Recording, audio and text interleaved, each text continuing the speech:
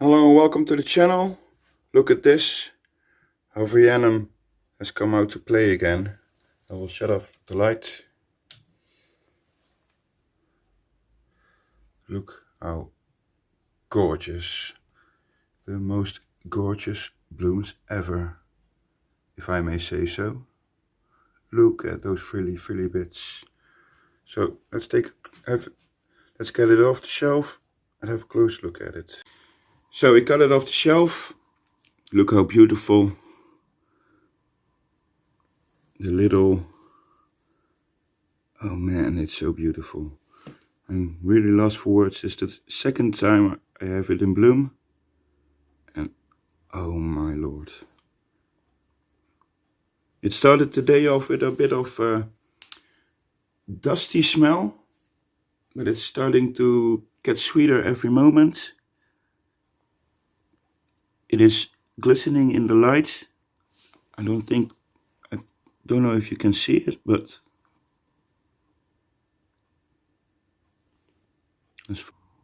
well, look how beautiful. All those frilly bits and the dark center, and it's glistening in the light. It's not really showing on the camera, but I can see it in life. And wow, these are my absolute most favorite blooms ever. They are so gorgeous. How do I care for it? Well,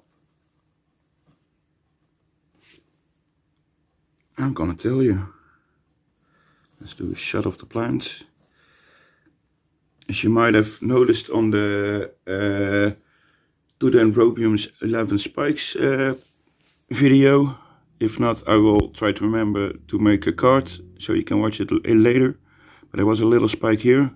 I cut that off the moment the blooms opened, as the plant is in bloom, so I don't think it will spike again, but it might think about growing faster.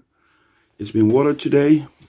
Look at this crazy bloom. It's upside down. Funny thing. Okay, the care. When I bought it last year, I think, no, that would have been 2019. I bought it and it did nothing for months and months and months. Then it started to spike. I let it spike, but it didn't have good roots, so I set it back. Hence these little canes here, which are nice and plump, by the way. You can see the remnant of that little spike there, which I cut off.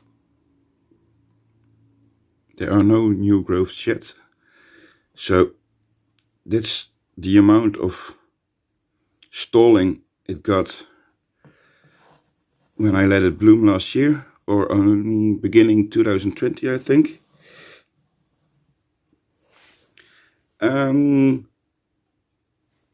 Well, I couldn't cut the spike off because I really wanted to see the bloom, because they are my absolute favorites.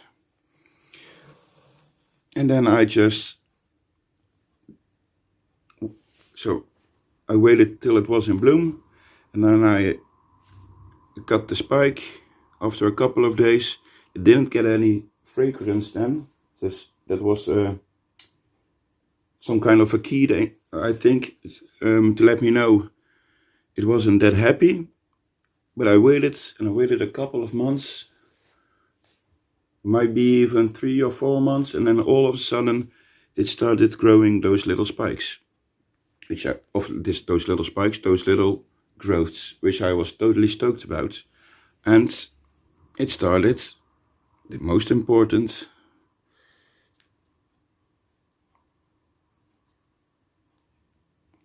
it started a root system. I watered it today.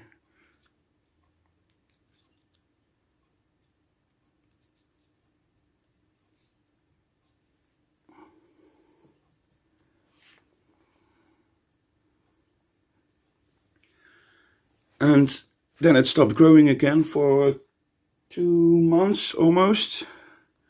And I thought, man, it's not, it's growing less than it spends less time growing than in rest. And then all of a sudden, some time ago, I noticed a spike starting, and I was over the moon yet again. Because there are roots in the pot now, I decided to let it bloom.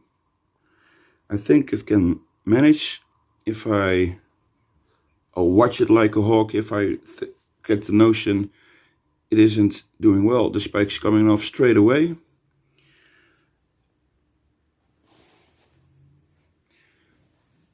I really have to take care when it's in spike, or if it started to spike, because I get excited, and that's the moment. It's hard for me to not water the orchid. It's what you call it. It's starting a spike, and in my mind, there comes a mindset that says, yes, it's growing, feed and water well. Thanks for that, Roger. But I have to really have to restrain myself, because it's growing, yes, but it's not growing left, right, and center, as Roger would say.